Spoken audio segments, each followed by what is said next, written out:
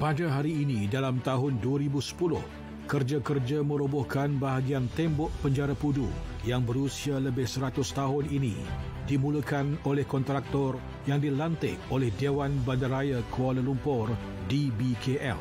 Tembok penjara sepanjang lebih 300 meter ini dirobohkan untuk melaksanakan projek laluan bawah tanah bagi menyambung Jalan Hang Tuah dan Jalan Imbi sebagai langkah penyuraian trafik.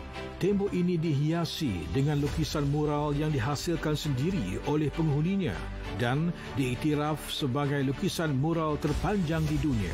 Pembinaan tembok ini dimulakan pada bulan Februari 1891 dan siap pada bulan Ogos 1892.